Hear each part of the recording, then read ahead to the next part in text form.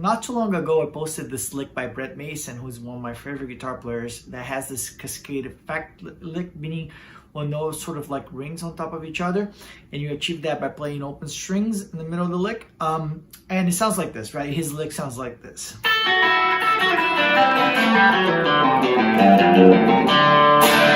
Right, super cool. Now, one thing that I teach my students a lot is I try to, like, I give them licks like this, but I dissect the licks with them after they learn them well, how to play them well, and then I try to make them come up with their own licks based on that lick that they learned, right? It so happens that I did the same thing the other day with this lick. It served as inspiration for me to come up with another lick that sounds like this.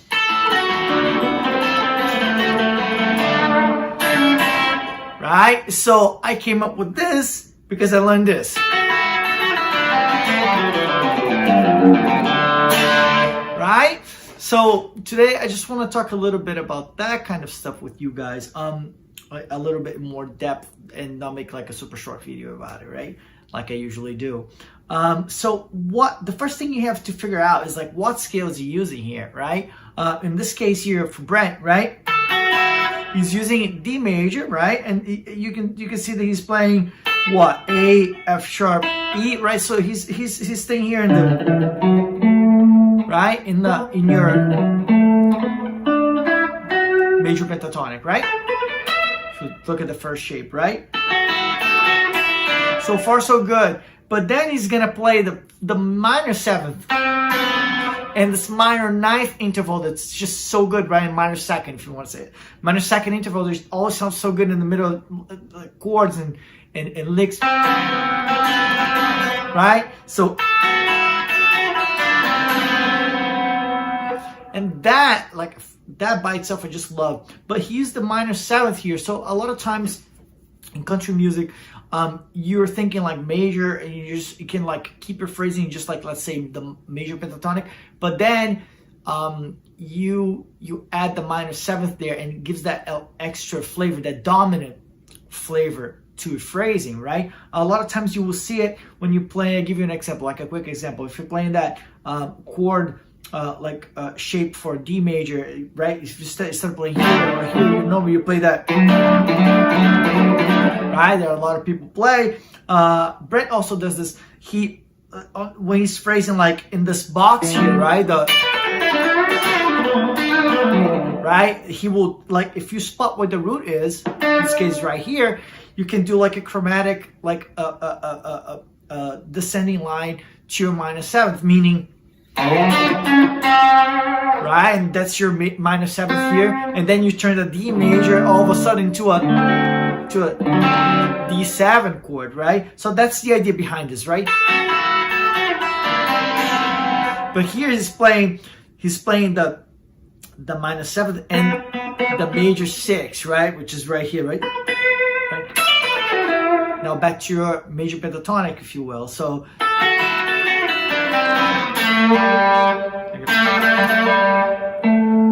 And now he has another note that's not in the major pentatonic, right? What is what? A perfect fourth, right? So then you may think, you could say that the thinking there shift a little bit to maybe mixo, right? So you have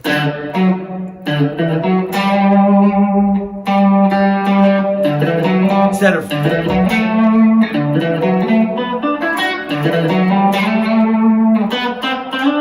right, because now you have the perfect fourth and the minor seventh, right? So now you're really getting to the mixo,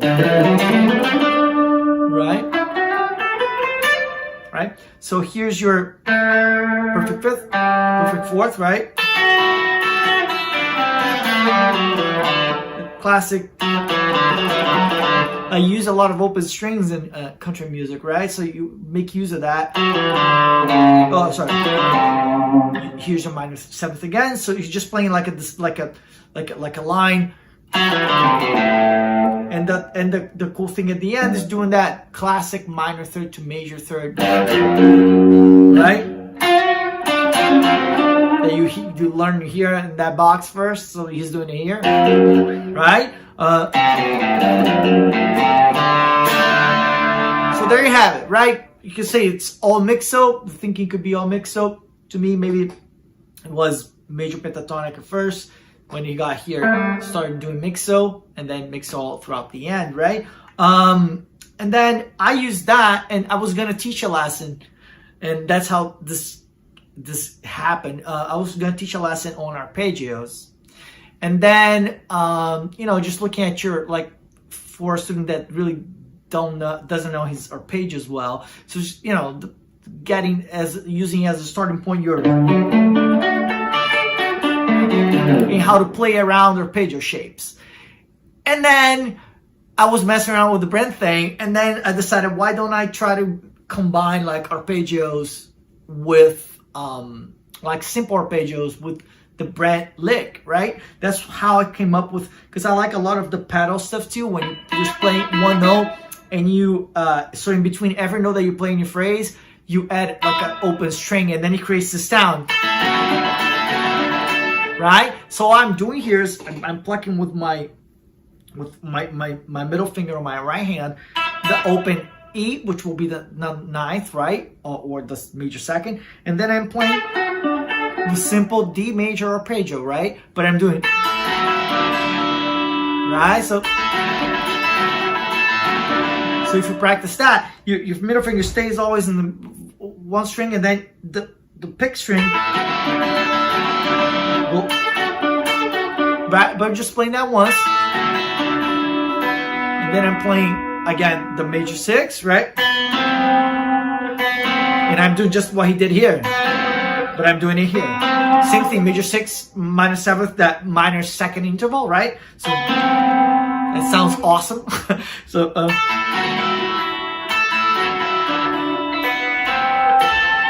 then I'm playing the perfect 5th. Right, going back to that.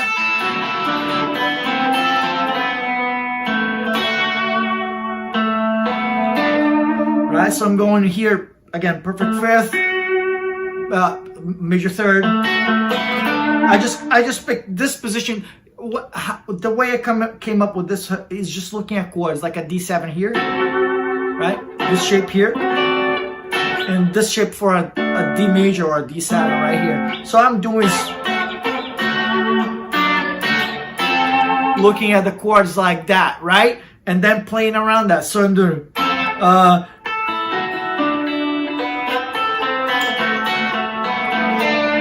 and then the classic, right?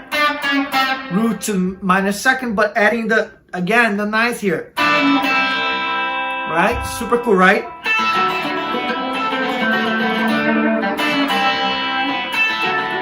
Oh.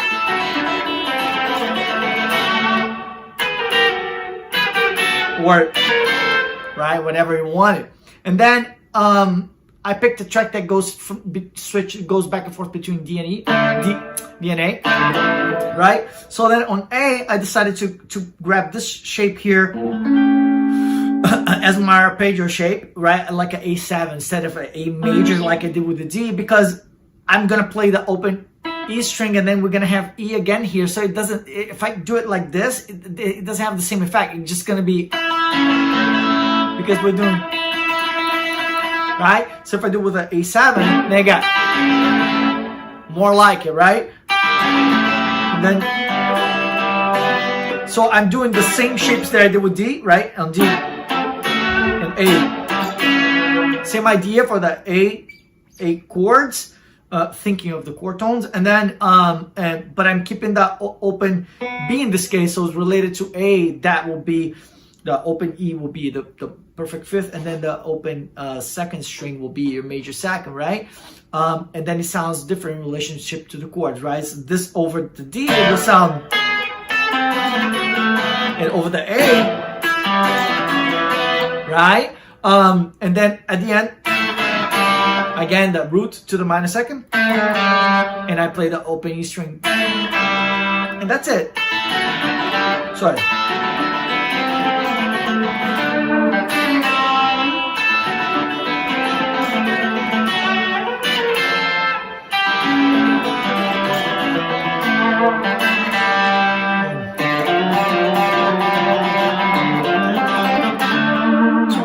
So let's try to use that with the same track that I used for the Brent lick from the other video.